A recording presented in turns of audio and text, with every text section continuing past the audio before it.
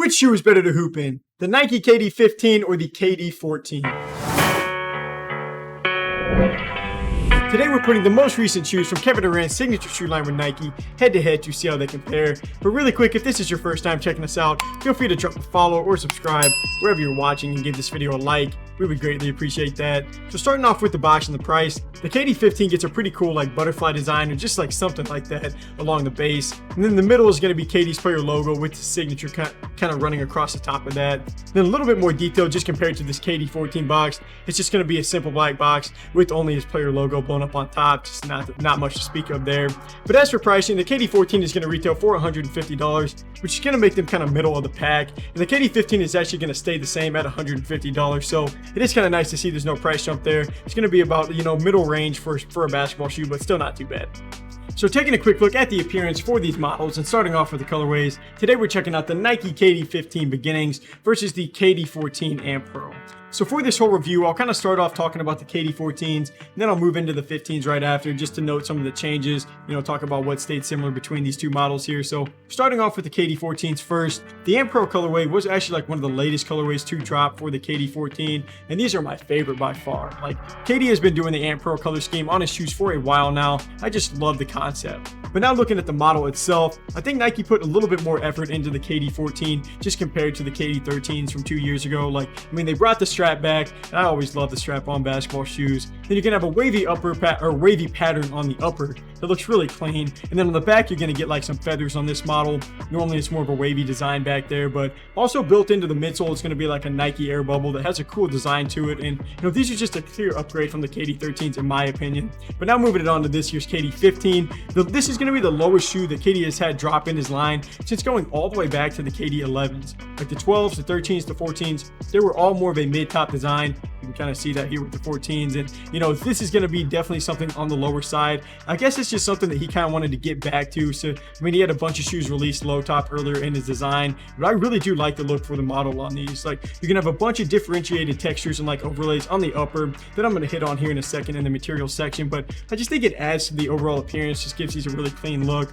And similar with most KDs, his player logo is going to show up on the tongue. Then on the pull tab, you're going to get the word easy. Since KD's nickname is his handle on social media or whatever is Easy Money Sniper. KD does like to spend a lot of time on Twitter if you haven't checked it out before, but I do think it is kind of cool how he interacts and goes back and forth with like everyday people though. But back to the shoes, the Air Zoom text built into the midsole, it's actually kind of similar to this year's KD14. Obviously the 15s did lose that strap though on this year's model. It was kind of sad to see that go, but I guess it is what it is. And the reverse swoosh on the inside of the upper here on the KD15s is really tough. And the PG6 that just came out kind of had that same thing. Since we're talking about similarities, I do think the PG6 and the KD15 have some similarities just as far as the looks go alone. But to wrap it up, on the heel for these you have a really cool wave pattern along with the number 7, and then which is the number that he wears on the Brooklyn Nets right now. We'll actually see if he ends up staying there or not, but two really clean models here. I've always loved the look for KD's shoe line, just pretty much all the shoes that have released in it. But now let's go ahead and see how each of these models hold up on the court. Alright, so for the last half of this review, I'll hit on more of like the materials and the performance side for both of these shoes. So starting off with the cushioning on the KD14s, Nike uses a full-length Zoom Air Strobel unit stitched directly to the upper, and that is meant to help keep these soft yet responsive, and the KD14 feels great to play in. Like the insole feels pretty soft, and it won't take a ton of time to break these in, if any, so that part's always going to be nice. You're going to get Cushlon foam in the midsole, which is just going to add to the comfort overall, so I really do like these a lot. They're well balanced on the cushioning, like there isn't a spot in the forefoot or in the heel, that feels or like plays different than anything else. But now switching it over to the KD15s, these have a full-length Air Zoom Strobel unit that's also going to be stitched directly to the upper, which is going to be similar to the KD14 setup. And doing that's just kind of it's supposed to help cut out like unnecessary weight and just provide full foot responsiveness. But you're going to get some additional full-length foam that's going to add to an overall comfortable sensation. That's just there to give back optimal energy and last for a long time for performance. So I was pretty high on the cushioning for the KD14s, but I just think that KD historically has had a really well-performing shoes for cushioning just year after year. The KD Trey 5s are even like above average for a budget-friendly shoe. And I think KD15s, they're going to do a great job for this cushioning section here again. Something I did notice on this year's model though is you can really feel that unit that's in the forefoot. Like that cushioning pod is so noticeable on all your jumps. You can feel it on like every step, and it's really responsive. It just feels like it's giving you some like extra spring from what I've noticed, and it does feel similar to like the Kyrie 8s. Just I mean, those are going to be a little bit more spring-loaded though, in my opinion. But I mean, as far as break-in time, I mean, I haven't really needed much here at all. They loosen up pretty quick, and the sock liner does feel pretty padded, which is just going to add to a soft feel. And the same thing's going to go with the KD14 on that sock liner. Both of those feel pretty good. It just enhances the comfort. So cushioning is definitely one of the better aspects on both of these shoes, in my opinion. So now looking at the materials and the support, the KD14s added the strap back, like I said, which is a really nice touch. And Nike also uses a multi-layer mesh upper with some added thickness in certain areas to kind of help keep your foot in place. So this really gives you a controlled feel while you're playing in the KD14. You can just tell that Nike didn't cut the cost on these shoes with the materials that were used. And personally, I really do like the feel of them. And the support is going to be really solid. Obviously, you're going to get that strap for additional lockdown, which is just going to help mostly with your lateral containment. And it does, I mean, the upper material is going to be really sturdy too, so you don't have to worry about your foot like sliding out. And you know, with the KD14s running up a little bit higher, being more of a mid-top design, your ankle feels extra secure within that heel counter. So just a lot of good aspects for the KD14s here. But now switching it over to look at the KD15, you can have a different upper on these that have some like different materials, but they're still going to feel really high quality and play well.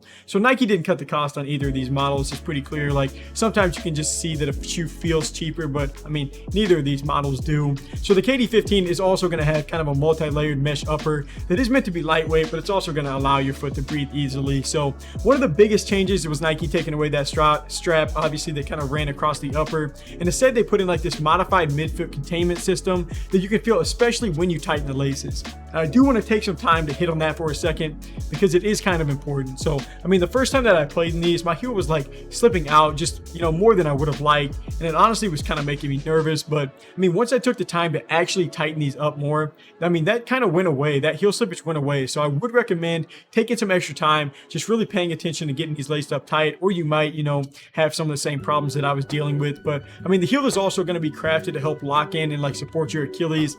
I know that Nike plays some special interest on that because KD has been having some like injuries related to that over these past few years, so I wasn't shocked that they did that. Then to go along with all that different stuff, you're also going to have some added thickness in certain spots to help the support, but the laces are actually going to feed through that like overlay that the Nike swoosh is on.